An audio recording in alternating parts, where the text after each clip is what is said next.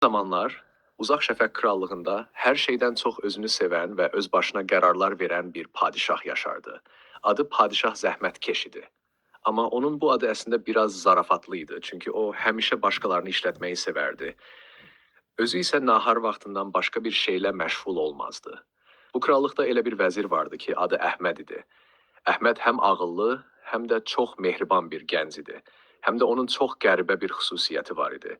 O, padişahın hər qərarını gülərək dəyişdirməyi bacarırdı. Padişahın zalımlığına baxmayaraq, Əhməd həmişə gülümsəyərək işini görərdi. Bir gün padişah zəhmətkeş bütün saray əhlinə səsləndi. Mənim üçün ən dadlı şirniyyatı hazırlayacaq şirniyyatçı tapın, dedi. Əgər bu şirniyyat mənim dilimi ləzzətlə doldurmasa, onu saraydan qovacağam.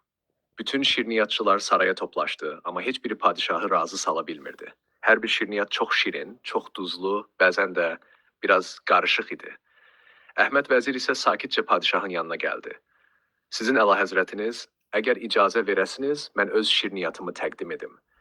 Amma bu adi şirniyyat deyil, gülüş şirniyyatı olacaq. Padişah maraqla baxdı. Gülüş şirniyyatı. Bu nədir belə, deyə soruşdu. Əhməd gülümsəyərək dedi. Bu şirniyyatın hər bir loxumu dadına baxanı biraz gülməyə məcbur edir. Padişah razılaşdı və Əhməd şirniyyatını təqdim etdi. Padişah bir loxum yedi və gözlərini böyütdü, gülümsəməyə başladı, sonra isə qəhqəhə ilə gülməyə başladı. Saraydakı bütün nazirlər də başlarını yelləyərək gülümsədilər. Çünki padişahın gülüşü çox nadir görünən bir hadisə idi. O gündən sonra padişah zəhmətkeş gülməyə başladı və əslində zalımlığı yavaş-yavaş azaltdı. Amma o hələ də qəribə bir xüsusiyyətini saxladı. Hər qərarını Əhməd vəzirin gülüş şirniyyatı ilə yoxlayırdı. Əgər bir qərar ciddi görünürdüsə, Əhməd bir loxum təqdim edirdi. Padişah güldükcə qərar dəyişirdi. Bir gün padişah dedi, Əhməd, sən mənim ən sevimli vəzirimsən. Amma bir şərtlə, sən mənim üçün hər gün gülüş dərmanı hazırlamalısan. Əhməd gülümsəyərək cavab verdi.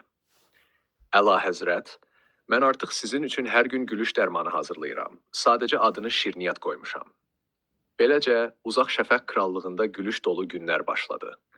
Padişahın zalımlığı azaldı, vəzirin mehribanlığı isə bütün sarayı işıqlandırdı.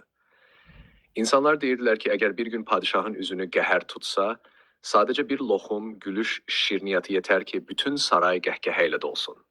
Və onlar həmişə gülərək, şirniyyat yeyərək və bir-birinə mehribanlıq göstərərək uzun illər yaşadılar. Əgər istəsən, mən bu nağılı daha da